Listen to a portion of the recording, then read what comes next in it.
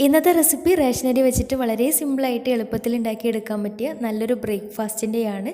ഉണ്ടാക്കിയെടുക്കാൻ നല്ല എളുപ്പമാണ്, അതുപോലെ തന്നെ നല്ല ടേസ്റ്റുമാണ് കഴിക്കാനായിട്ട്. നമ്മൾ സാധാരണ ചോറ് വെക്കുന്ന ആ ഒരു റേഷനരി വെച്ചിട്ടാണ് ഈ ഒരു പത്തൽ തയ്യാറാക്കിയിട്ടുള്ളത്. അപ്പോൾ എങ്ങനെയാണ് തയ്യാറാക്കുന്നതെന്ന് നോക്കാം. അതിനു മുന്നേ ആയിട്ട് ചാനൽ സബ്സ്ക്രൈബ് ചെയ്യാത്തവരുണ്ടെങ്കിൽ സബ്സ്ക്രൈബ് ചെയ്യാൻ മറക്കരുത്. തൊട്ടടുത്തുള്ള ബെല്ലൈക്കണും കൂടെ ഒന്ന് ക്ലിക്ക് ചെയ്താൽ പുതിയ വീഡിയോസിൻ്റെ നോട്ടിഫിക്കേഷൻസൊക്കെ പെട്ടെന്ന് തന്നെ കിട്ടുകയും ചെയ്യും. അപ്പോൾ ഈ ഒരു പത്തൽ തയ്യാറാക്കി എടുക്കാൻ വേണ്ടിയിട്ട് ആദ്യം തന്നെ ഒരു കപ്പ് നമ്മൾ ചോറൊക്കെ വെക്കുന്ന റേഷനരി എടുത്തിട്ടുണ്ട്. ഇനി ഈ അരി കുറച്ച് സമയം വെള്ളത്തിലിട്ട് കുതിർത്ത് വെക്കണം. ഓവർനൈറ്റ് കുതിർത്ത് വെക്കുകയാണെങ്കിൽ അതാണ് ഏറ്റവും നല്ലത്. കുതിർത്ത് വെക്കാൻ ടൈം ഇല്ല എന്നുണ്ടെങ്കിൽ കുറച്ച് ചൂടുവെള്ളത്തിൽ കുതിർത്ത് വെക്കുകയാണെങ്കിൽ പെട്ടെന്ന് റെഡിയായിട്ട് കിട്ടുകയും ചെയ്യും, പെട്ടെന്ന് കുതിർന്ന് കിട്ടുകയും ചെയ്യും. ചൂടുവെള്ളത്തിലാവുമ്പോൾ കുറച്ചും കൂടി ഒരു സോഫ്റ്റായിട്ട് ഉണ്ടാവുകയും ചെയ്യും. പിന്നെ ചിലപ്പോൾ എണ്ണ കൂടുതൽ കുടിക്കാനുള്ള സാധ്യതയുണ്ട്. അപ്പോൾ അങ്ങനെ വെള്ളത്തിലിട്ട് കുതിർത്ത് കഴുകി വാരിയെടുത്തിട്ടുള്ള അരിയാണിത്. ഇനി ഇതൊരു മിക്സിയുടെ ജാറിലേക്ക് ഇട്ട് കൊടുക്കാം. ഞാനിപ്പോൾ ഒരു 4 മണിക്കൂർ ചെറിയ ചൂടുവെള്ളത്തിൽ കുതിർത്ത് വെച്ചിട്ടുള്ള അരിയായിരുന്നു. ഇനി ഇതിലേക്ക് 1/2 കപ്പ് തേങ്ങ ചിരകിയത് ചേർത്ത് കൊടുക്കാം. തേങ്ങയുടെ അളവ് കൂടി പോവരുത്. 1 കപ്പ് അരിക്ക് 1/2 കപ്പ് തേങ്ങൻ്റെ മതിയാവും. ഇനി ഇതിലേക്ക് ചേർത്ത് കൊടുക്കുന്നത് 1 ടീസ്പൂൺ ചെറിയ ജീരകവും പിന്നെ അതുപോലെ തന്നെ ഒരു 3-4 ചെറിയ ഉള്ളി തൊലിയൊക്കെ കളഞ്ഞ് അതും കൂടെ ചേർത്ത് കൊടുക്കുന്നുണ്ട്. കൂടെ തന്നെ പാകത്തിന് ഉപ്പും കൂടെ ചേർത്ത് കൊടുക്കാം. എന്നിട്ട് ഇതിലേക്ക് അരിയുടെ ഒപ്പം നിൽക്കുന്ന രീതിയിൽ വെള്ളം ഒഴിച്ചു കൊടുക്കാം. നമ്മൾ സാധാരണ പച്ചവെള്ളം ഒഴിച്ചു കൊടുത്താൽ മതിയാവും. ഇനി ഇത് നന്നായിട്ടൊന്ന് അരച്ചെടുക്കാം. ഒരുപാട് പേസ്റ്റ് രൂപത്തിൽ അരക്കണമെന്നൊന്നുമില്ല, ചെറിയൊരു തരി ഉണ്ടായാലും കുഴപ്പമൊന്നുമില്ല. ഇനി അരച്ചെടുത്തിട്ടുള്ള ഈ ഒരു ബാറ്റർ ഒരു ബൗളിലേക്ക് മാറ്റി കൊടുക്കാം. അപ്പോൾ കുറച്ചൊരു കട്ടിക്കനെയാണ് കേട്ടോ ബാറ്റർ ഉള്ളത്. ഇനി ഇതിലേക്കൊന്ന് ടൈറ്റായിട്ട് കിട്ടാൻ വേണ്ടിയിട്ട് ഇതിലേക്ക് പാകത്തിന് അരിപ്പൊടി ചേർത്ത് കൊടുക്കാം. അപ്പോൾ അരിപ്പൊടി ചേർത്ത് കൊടുക്കുന്ന സമയത്ത് കുറേശ്ശെ ആയിട്ട് ചേർത്തിട്ട് ഇതുപോലെ മിക്സ് ആക്കിയിട്ട് നോക്കിയിട്ട് ചേർത്ത് കൊടുത്താൽ മതിയാവും. ഞാനിപ്പോൾ ഒരു 3/4 കപ്പ് അരിപ്പൊടിയാണ് എടുത്തിട്ടുണ്ടായിരുന്നത്. അപ്പോൾ അത് കുറേശ്ശെ ആയിട്ട് ചേർത്തിട്ട് മിക്സാക്കി എടുക്കുന്നുണ്ട്.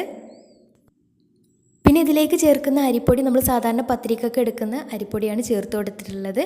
ഇനി പുട്ടുപൊടി കയ്യിലുണ്ടെങ്കിൽ പുട്ടുപൊടി ചേർത്ത് കൊടുത്താലും കുഴപ്പമൊന്നുമില്ല. നമുക്ക് ഇഷ്ടമുള്ള അരിപ്പൊടി ഇതിലേക്ക് ചേർത്ത് കൊടുക്കാം. ഇനി നമ്മൾ പത്തിരിക്കൊക്കെ കുഴച്ചെടുക്കുന്ന രീതിയിൽ ആ ഒരു കൺസിസ്റ്റൻസി അത്രയ്ക്ക് അങ്ങോട്ട് ടൈറ്റായിട്ട് വേണ്ട, കുറച്ചൊരു ലൂസായിട്ടുള്ള എന്നാൽ പരത്തിയെടുക്കാൻ പറ്റുന്ന രീതിയിലാണ് ഈ ഒരു ബാറ്റർ ആക്കിയെടുക്കേണ്ടത്. പൊടി ചേർത്തിട്ട് മിക്സ് ആക്കി എടുക്കേണ്ടത്. ഒരുപാട് ടൈറ്റായിട്ട് പോകരുത്. ഒരുപാട് ടൈറ്റായിട്ട് പോയാൽ നമ്മുടെ സ്നാക്കും തന്നെ കുറച്ചൊരു ഉറപ്പുണ്ടാവും. അപ്പോൾ എന്നാൽ നല്ല ലൂസായിട്ട് പോവുകയും ചെയ്യരുത്. ലൂസായിട്ട് പോകുമ്പോൾ കറക്റ്റായിട്ട് പരത്തിയെടുക്കാനും പറ്റുന്നുണ്ടാവില്ല. അപ്പോൾ പാകത്തിന് നോക്കിയിട്ട് അരിപ്പൊടി ചേർത്ത് കൊടുക്കാം. അരിപ്പൊടിയുടെ അളവൊക്കെ നിങ്ങളെടുക്കുന്ന അരി അരക്കാൻ വേണ്ടിയിട്ട് എടുത്തിട്ടുള്ള വെള്ളത്തിനനുസരിച്ചൊക്കെ ഉണ്ടാവും. അപ്പോൾ ഇതുപോലെ നന്നായിട്ട് മിക്സാക്കി എടുത്തിട്ടുണ്ട്. ചെറുതായിട്ടൊന്ന് നന്നായിട്ടൊന്ന് മിക്സാക്കി എടുക്കാം. പിന്നെ ഇതിൻ്റെ പാകം എന്ന് പറയുന്നത് ഇതുപോലെ കൈ വെച്ചിട്ട് ഇതുപോലെ പരത്താൻ പറ്റണം കേട്ടോ. ചെറിയ ബോൾസാക്കി എടുത്തിട്ട് കയ്യിൽ വെച്ചിട്ട് പരത്തി എടുക്കാൻ പറ്റണം. ആ ഒരു രീതിയിലാണ് നമ്മുടെ ബാറ്റർ ആക്കിയെടുക്കേണ്ടത്. ഇനിയൊരു പ്രസ്സിൽ ഒരു പ്ലാസ്റ്റിക്കിൻ്റെ കവർ വെച്ചിട്ടുണ്ട്. അതിൽ കുറച്ച് ഓയിൽ തടവിയിട്ട് ഇതുപോലെ കൈ വെച്ചിട്ടൊന്ന് പരത്തിയെടുക്കാം. വാഴയിലുണ്ടെങ്കിൽ വാഴയിലയിൽ ചെയ്തെടുത്താലും മതിയാവും. അപ്പോൾ ഇതുപോലെ മറിച്ചിട്ട് പത്തിരി അങ്ങോട്ടും ഇങ്ങോട്ടും മറിച്ചിടാൻ പറ്റണം കേട്ടോ. ഈ ഒരു കൺസിസ്റ്റൻസിയിലാണ് നമ്മുടെ ബാറ്റർ വേണ്ടത്. ഇനി നന്നായിട്ട് ചൂടായിട്ടുള്ള ഓയിലേക്ക് ഇട്ടിട്ട് ഇത് ഫ്രൈ ചെയ്തെടുക്കാം. എണ്ണ നന്നായിട്ട് ചൂടായതിന് ശേഷം മാത്രം എണ്ണയിലേക്ക് ഇട്ട് കൊടുത്താൽ മതിയാവും. ഇട്ട് കൊടുക്കുന്ന സമയത്ത് ഒരു മീഡിയം ടു ഹൈ ഫ്ലെയിമിൽ ഇട്ടിട്ട് തന്നെ ചെയ്തെടുക്കാം. എണ്ണയിലേക്ക് ഇട്ട് കൊടുത്തതിന് ശേഷം കുറച്ച് കഴിയുമ്പോൾ ഇത് മുകളിലേക്കായിട്ട് പൊങ്ങി വരുന്ന സമയത്ത് ചട്ടുകം വെച്ചിട്ട് ഇതിൻ്റെ മുകളിലേക്കായിട്ട് എണ്ണ കൊണ്ട് ഇതുപോലെ തൂവി കൊടുക്കുകയാണെങ്കിൽ കറക്റ്റായിട്ട് നല്ല പൊങ്ങിയിട്ട് കിട്ടുകയും ചെയ്യും. ഇനി താഴ്ഭാഗം നന്നായിട്ട് കളർ മാറി നല്ല ബ്രൗൺ കളറായിട്ട് വന്നാൽ മറിച്ചിട്ട് കൊടുക്കാം. തിരിച്ചു മറിച്ചു വിട്ടിട്ട് 2 ഭാഗവും കളറൊക്കെ മാറി നല്ല ബ്രൗൺ കളറായിട്ട് കിട്ടിയാൽ എണ്ണയിൽ നിന്ന് മാറ്റാം. നല്ല ടേസ്റ്റി ആയിട്ടുള്ള പത്തലാണ്. തീർച്ചയായിട്ടും ട്രൈ ചെയ്ത് നോക്കുക. നല്ല ചിക്കൻ മുളക് ഇട്ടതോ അല്ലെങ്കിൽ മീൻ കറി, ബീഫ് കറി എന്തിൻ്റെ കൂടെയാലും നല്ല കോമ്പിനേഷനാണ്. തീർച്ചയായിട്ടും ട്രൈ ചെയ്ത് നോക്കുക. സിമ്പിളായിട്ട് ഉണ്ടാക്കിയെടുക്കാവുന്നതേ ഉള്ളൂ. ഉണ്ടാക്കിയിട്ട് നിങ്ങളുടെ ഫീഡ്ബാക്ക്സ് താഴെ കമൻറ്റ് ബോക്സിൽ അറിയിക്കാൻ മറക്കരുത്.